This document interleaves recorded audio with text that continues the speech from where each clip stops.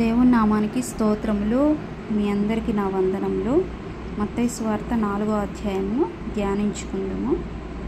అప్పుడు యేసు అపవాది చేత శోధించబడుటకు ఆత్మ వలన అరణ్యమునకు కొనిపోబడెను.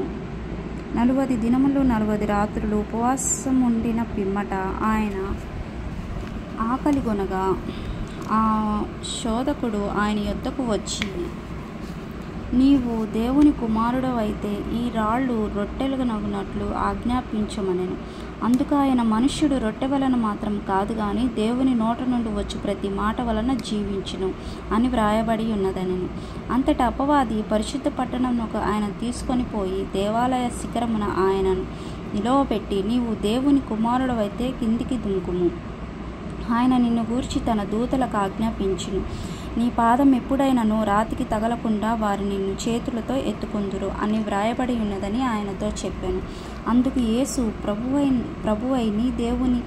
నీవు శోధింపవలదని మరి ఒక చోట వ్రాయబడి ఉన్నదని వానితో చెప్పెను.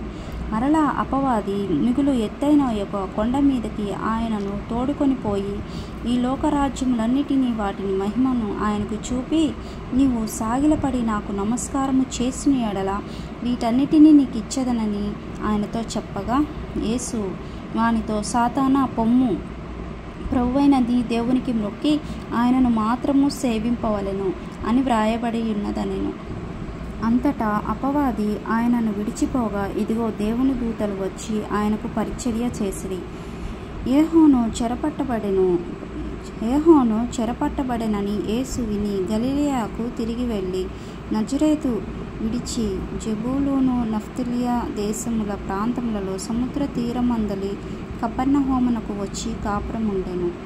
జెబూలూను దేశమును నఫ్తాలియ దేశమును యోర్దానునకు అవలయనున్న సముద్ర తీరమున అన్యజనులు నివసించు గలిలయ చీకటిలో కూర్చుండియున్న ప్రజలను గొప్ప వెలుగు చూచిరి. మరణము ప్రదేశములోను మరణ ఛాయలలోనూ కూర్చుండియున్న వారికి వెలుగు ఉదయించెను అని ప్రవక్త అయిన యెషయా ద్వారా పలుకబడినది నెరవేరునట్లు ఇలాగు జరిగెను. అప్పటి నుండి యేసు, పరలోక రాజ్యము సమీపించి ఉన్నది గనుక మారు మనసు పొందుడని చెప్పుచు ప్రకటింప మొదలుపెట్టెను. యేసు గలిలయ సముద్ర తీరమున నడుచుచుండగా పేతురు అనబడు సీమోను, అతని సహోదరుడైన ఆంద్రెయ అను 2 సహోదరులు సముద్రములో వలవేయుట చూచెను. వారు జాలరులు. ఆయన, నా వెంబడి రండి, నేను మిమ్మల్ని మనుష్యులను పట్టు జాలరులుగా చేతునని వారితో చెప్పెను. వెంటనే వారు తమ వలలు విడిచిపెట్టి ఆయనను వెంబడించిరి. ఆయన అక్కడి నుండి వెళ్ళి జెబెదయి కుమారుడైన యాకోబు, అతని సహోదరుడైన యోహాను అను మరి 2 సహోదరులు తమ తండ్రి అయిన జెబెదయి యొద్ద దోణిలో తమ వలలు బాగుచేసి కొనుచుండగా చూచి వారిని పిలిచెను. వెంటనే వారు తమ దోణెను తమ తండ్రిని విడిచిపెట్టి ఆయనను వెంబడించిరి. యేసు వారి సమాజ మందిరములలో బోధించుచు దేవుని రాజ్యమును గూర్చి సువార్తను ప్రకటించుచు ప్రజల్లోని ప్రతి వ్యాధిని రోగమును స్వస్థపరచుచు గలిలయ అంతటా సంచరించెను. ఆయన కీర్తి సిరియా దేశమంతటా వ్యాపించెను. నానా విధములైన రోగముల చేత వేదనల చేత పీడింపబడిన వ్యాధిగ్రస్తులందరినీ, దెయ్యములు పట్టిన వారిని, చాంద్రరోగులను, పక్షవాయువు గలవారిని ఆయన యొద్దకు తీసుకొని రాగా ఆయన వారిని స్వస్థపరిచెను. గలిలయ, దెకోపోలి, యెరూషలేము, యూదయను ప్రదేశముల నుండి యోర్దానునకు అవతలి నుండి బహుజన సమూహములను ఆయన వెంబడించెను. ఆమేన్. దేవుడిచ్చిన చిన్న వాక్యమును దీవించి ఆశీర్వదించును గాక. ఆమేన్. మత్తయి సువార్త 4వ అధ్యాయంలో దేవుడు ఏమని మాట్లాడుచున్నాడంటే, ఆయన మన నిమిత్తము 40 దినములు 40 పగళ్ళు 40 రాత్రులు ఉపవాసం ఉండి ఆయన మన నిమిత్తము శోధించబడ్డాడు. దుష్టుడు ఆయనను శోధించాడు. దేని విషయంలో అంటే, రాళ్లను రొట్టెలుగా చేసుకొని తినమన్నాడు, పైనుంచి కిందకి దూకమన్నాడు, ఈ లోకంలోని సమస్తమును చూయించి ఆయన దుష్టుడి పాదాలు పట్టుకుంటే అవన్నీ నీకు అప్పగిస్తాను అని యేసు చెప్పి ఉండగా, దుష్టుడి ప్రతి ఒక్క మాటకి దేవుడు జవాబు ఇచ్చాడు. అది సైతానా పో అని యేసు నామంలో ఆ దుష్టుడిని వెళ్ళిపోమన్నాడు. ఆ దుష్టుడు అలాగే సాగిలపడి నాకు నమస్కారం చేయమంటే ఆ మాటకి సైతానా వెళ్ళిపో, ప్రభువైన నీ దేవునికి మొక్కు, ఆయనను మాత్రమే సేవింపవలను అని వ్రాయబడి ఉన్నది అని జవాబు ఇచ్చాడు. అప్పుడు అపవాది దేవుణ్ణి విడిచి వెళ్ళిపోయిందంట. అప్పుడు దేవదూతలు వచ్చి మన యేసయ్యకి పరిచర్య చేశారంట. ఎందుకు పరిచర్య చేశారు? దేవుడు మన నిమిత్తము 40 దినాలు ఉపవాసం ఉన్నారు కదండి. ఆయన ఎంతగానో అలసిపోయి ఉంటాడు. అందు నిమిత్తము దేవుడికి దేవదూతలు వచ్చి పరిచర్య చేశారు. ఇంకా దుష్టుడు ఆ యేసయ్యని ఎంతగానో శోధించాడు కదండి. అంత శోధించాడు. అయినప్పటికీ దేవుడు భయపడకుండా సైతాన్ని వెళ్ళగొట్టాడు. అంతటా తర్వాత దేవదూతలు వచ్చి యేసయ్యకి పరిచర్య చేశారంట. అలాగే మనం కూడా మన ప్రతిరోజు మనం చేసే పనుల్లో కానివ్వండి, మన ఉద్యోగాల్లో కానివ్వండి, ఏదైనా కానీ, ఎటువంటి సిచ్యుయేషన్లో కానీ దుష్టుడు మనల్ని శోధిస్తాడు. కాబట్టి మనం దుష్టుడి శోధనలకి భయపడకుండా దేవుడికి ప్రార్థన చేస్తే ఆయన నామంలో మనకు జయం ఉన్నది. కాబట్టి ఆయన దుష్టుడిని ఎలా అయితే జయించాడో మనకు కూడా ప్రతి ఒక్క దుష్టుడి కార్యాల నుంచి జయ జీవితాన్ని ఇస్తాడని ప్రతి ఒక్కరూ నమ్మండి. ఇది దేవుడు ఎందుకంటే ఇలాగ మనకి దుష్టుడికి కొన్ని ఇస్తాడంట.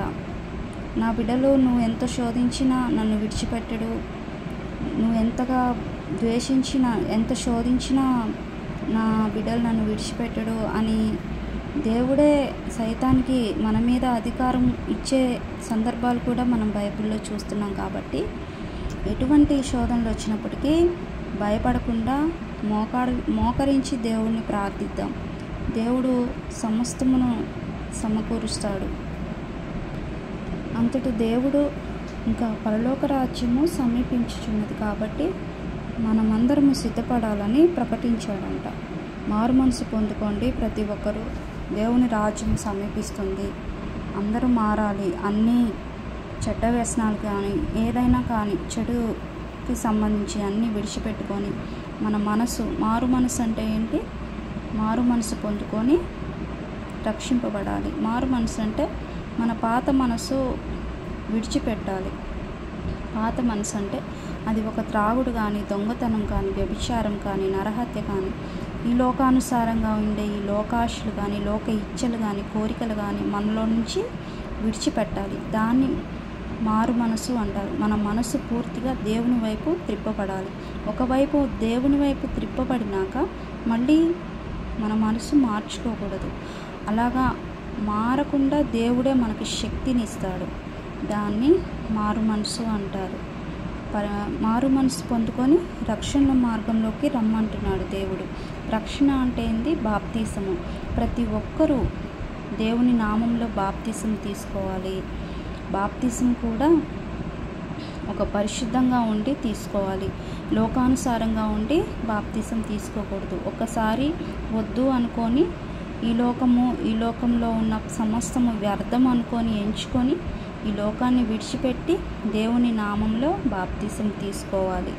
అందుకని దేవుడు అప్పటి నుంచి ప్రతి ఒక్కరూ మారు మనసు పొందుకోండి, మారు మనసు పొందుకొని తర్వాత బాప్తీసం తీసుకోవాలని దేవుడు వాక్యాల ద్వారా ప్రతి ఒక్కరితో మాట్లాడుచున్నారు. అలాగే ఇక్కడ చూడండి 23వ వచనంలో దేవుడు వాక్యం బోధించుచు దేవుని వాక్యము ఆయన సువార్తను ప్రకటించుచు ప్రజల్లో ఉన్న ప్రతి ఒక్క వ్యాధుల్ని, రోగాల్ని స్వస్థపరుస్తూ ఆ గలిలయ దేశం అంతటా సంచరించాడంటండి.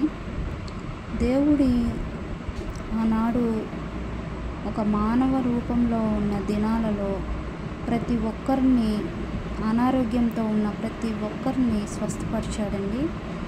ఏ ఒక్కరు నా వాళ్ళు మా వాళ్ళు అనే భేదం లేకుండా ప్రతి ఒక్కరూ ఆయన స్వస్థతను అనుభవించారు. ఆయన కీర్తి అంట సిరియా దేశమంతటా వ్యాపించిందంటండి. నానా విధములైన రోగములంట, వేదనంట, పీడింపబడిన వ్యాధిగ్రస్తులంట, వేదన అంత రోగాల చేత పీడించబడిన వాళ్ళు ఉన్నారంటండి. ఎందుకంటే అప్పట్లో ఇంత డెవలప్మెంట్ లేదు కదా, ఇన్ని మందులు లేవు. ఏదైనా రోగం వస్తే మంచాన్ని పడి చనిపోవటమే కానీ అప్పట్లో ఇంత వైద్యం లేదు కదా. అందుకని వేదనల చేత పీడింపబడిన వ్యాధిగ్రస్తుని కూడా యేసయ్య స్వస్థపరిచాడు. చాంద్ర రోగులు, పక్షవాయువులు అంటండి, ఎంత పెద్ద రోగాలైనా ఆయన నామములో ఆయన స్వస్థత చేస్తాడు, స్వస్థపరుస్తాడు. ఆయన వాక్యం ద్వారా మాట్లాడుచున్నాడండి. ఈ మత్తయి సువార్త 4వ అధ్యాయంలో చాలా గొప్ప కార్యాలు చేశాడు యేసయ్య. నీవు గనక నమ్మినచో దేవుని కార్యం చూస్తావని కూడా దేవుడు మాట్లాడుచున్నాడు. కొంతమంది నమ్మంలే, అయినా మా జీవితాల్లో కార్యం జరగలేదు, అంతా వేస్ట్, అది ఇది అంటారు. కానీ నువ్వు మనస్ఫూర్తిగా నీ హృదయాన్ని దేవుడికి ఇవ్వు. దేవుడు ఖచ్చితంగా నీ జీవితంలో గొప్ప కార్యాన్ని చేస్తాడని నేను నమ్ముచున్నాను. ఎందుకంటే దేవుడిని అడిగిన ప్రతి ఒక్కరికి కార్యాలు జరిగించాడు. ఆయన అన్యాయం చేసే దేవుడు కాదు. దేవుడు ప్రతి ఒక్కరిని ప్రేమిస్తున్నాడు. ఆయన కీర్తి దేశాలు వ్యాపించి ఉన్నది. అలాగే ఇక్కడ చీకటిలో కూర్చుని ఉన్న ప్రజలకు గొప్ప వెలుగు కలిగెను. అలాగే మరణ ప్రదేశంలో మరణ ఛాయలలో కూర్చుని ఉన్న వారికి వెలుగు ఉదయించెను. చూడండి, చీకటిలో ఉన్న వారికి గొప్ప వెలుగు. చీకటి కార్యాలు, చీకటి సంబంధమైన కార్యాలు, పాపము, ప్రతి ఒక్క వ్యర్థకరమైనది చీకటి కిందే వస్తుంది. కాబట్టి అటువంటి వారికి ఆయన నోటి మాట వలన వెలిగింపబడ్డారు. దయచేసి ఆయన వాక్యాన్ని అశ్రద్ధగా అయితే తీసుకోవద్దు. ఆయన వాక్యము ప్రతి ఒక్కరూ వినాలని, ఆయన వాక్యము ప్రతి ఒక్కరూ తెలుసుకోవాలని నేను ఇలా వీడియో చేసి పెడుతున్నాను. ప్రతి ఒక్కరూ ఆయన గ్రంథాన్ని చూడాలి, వాక్యం చదవాలి. ఎందుకంటే ఈ రోజుల్లో ఎవరికి నోటికి వచ్చింది వాళ్ళు చెప్తున్నారు. నా నోటికి వచ్చింది నేను చెప్పట్లేదండి. ఎందుకంటే నేను బైబిల్ చూపిస్తూ, ఒక పరిశుద్ధమైన గ్రంథాన్ని మీకు చూపిస్తూ, చదువుతూ మీకు అర్థమయ్యేలాగా చెప్తున్నాను. నేను ఏదైనా తప్పుగా మాట్లాడుంటే నన్ను క్షమించండి. కానీ దేవుడి కార్యాలని అశ్రద్ధ చేయొద్దని మనవి చేసుకుంటున్నాను. ప్రతి ఒక్కరికి నా వందనములండి. ఒక చిన్న ప్రార్థన చేసుకుందాము. పరిశుద్ధుడా, పరలోకమందున్న తండ్రి, నీ పరిశుద్ధమైన పాదాలకి స్తోత్రములు చెల్లిస్తున్నాను నాయన.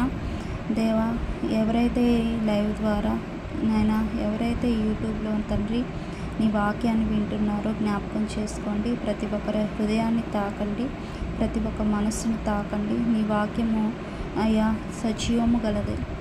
ఆది యందు వాక్యం ఉండెను, వాక్యము దేవుని యొద్ద ఉండెను, వాక్యమే దేవుడై ఉండెను అని నీ వాక్యం ద్వారా మాట్లాడుచున్నావు తండ్రి.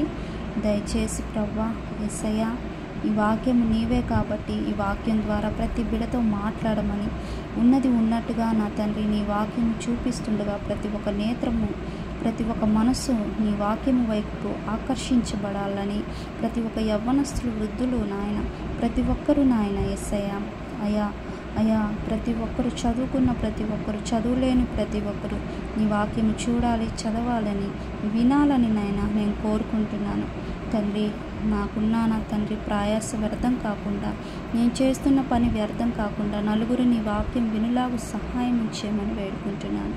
తెలియక నీ వాక్యం ఏదైనా తప్పుగా నేనైనా మాట్లాడి ఉంటే నన్ను క్షమించు తండ్రి.